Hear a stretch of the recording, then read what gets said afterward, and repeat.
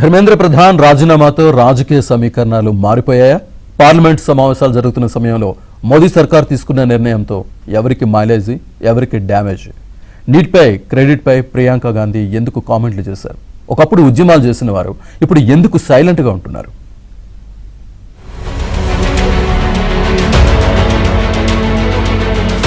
దేశ రాజకీయాల్లో గత 10 రోజులుగా ఢిల్లీలో కాక్రోచ్ జనతా పార్టీ చేస్తున్న ఉద్యమానికి ఎండ్ కార్డ్ పడింది. కేంద్ర విద్యాశాఖ మంత్రి ధర్మేంద్ర ప్రధాన్ రాజీనామాతో రాజకీయ సమీకరణాలు ఒక్కసారిగా మారిపోయాయి.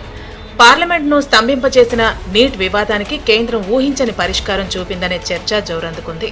దేశవ్యాప్తంగా విద్యార్థి సంఘాలు చేపట్టిన ఆందోళనలు, సీజేపీ చేపట్టిన నిరసనలకు కాంగ్రెస్ పార్టీతో సహా పలు రాజకీయ పార్టీలు మద్దతివ్వటం, పార్లమెంట్లో అధికార, ప్రతిపక్షాల మధ్య తీవ్ర ప్రతిష్టంభన, ఇలా దేశ రాజకీయాలు ఒక్కసారిగా వేడెక్కాయి. ఈ పరిణామాల మధ్య కేంద్రం కీలక నిర్ణయం తీసుకుంది.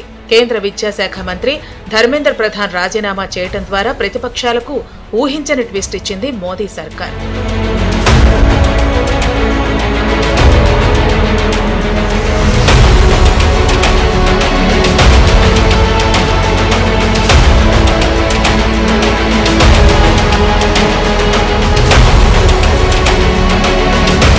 కేంద్రం తీసుకున్న నిర్ణయంతో పార్లమెంట్లో నెలకొన్న ప్రతిష్టంభనకు ముగింపు పలకడమే కాకుండా సోమవారం నుంచి సభను సజావుగా నడిపించేందుకు ఎన్డీఏ ప్రభుత్వం వ్యూహాత్మకంగా అడుగులు వేసిందనే అభిప్రాయాలు వ్యక్తమవుతున్నాయి.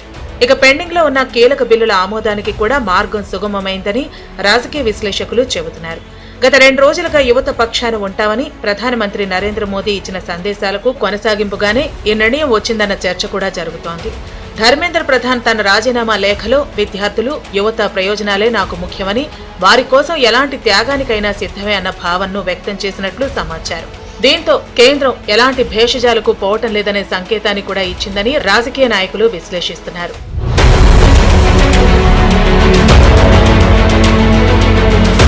ఈ రాజీనామా పూర్తిగా వ్యూహాత్మకమా లేక రాజకీయ వ్యూహంలో భాగమా అనే ప్రశ్నలు కూడా రాజకీయ వర్గాల్లో చర్చకు దారితీశాయి.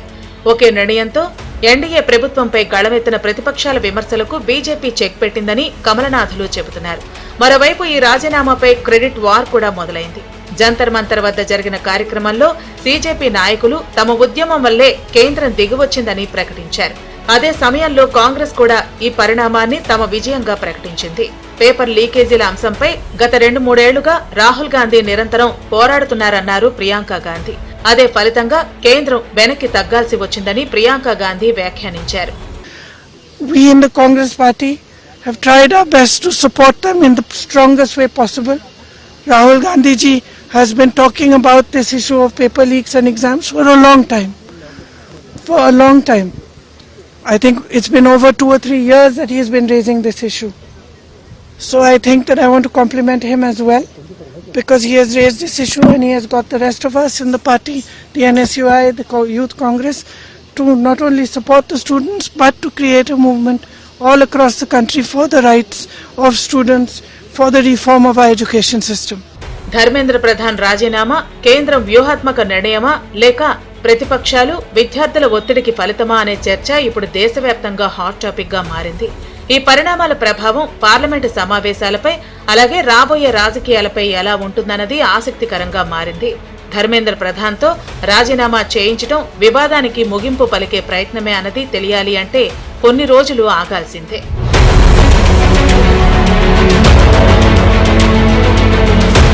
ఒకప్పుడు వీధి పోరాటాల్లో ముందుండే కాంగ్రెస్ యువనేత కన్హయ్య కుమార్ ఇప్పుడు కీలక పార్టీ ఆందోళనలో కనిపించకపోవడం రాజకీయ వర్గాల్లో చర్చకు దారితీసింది. విద్యార్థి ఉద్యమాల నుంచి జాతీయ రాజకీయాల్లోకి వచ్చిన కన్హయ్య కుమార్ గతంలో జేఎన్యూ ఉద్యమాల నుంచి భారత్ జోడో యాత్ర వరకు, అలాగే కేంద్ర ప్రభుత్వ విధానాలకు వ్యతిరేకంగా జరిగిన ఆందోళనల్లో ఆయన ముందుండి నినాదాలు చేసిన సందర్భాలు ఉన్నాయి. కాంగ్రెస్ చేపట్టిన గత నిరసనల్లో కూడా ఆయన పాల్గొని పోలీసుల అదుపులోకి వెళ్లిన ఘటనలు నమోదయ్యాయి. ఇలాంటి నేపథ్యంలో తాజా ధర్నాలో ఆయన కనిపించకపోవడం రాజకీయంగా చర్చనీయాంశంగా మారింది.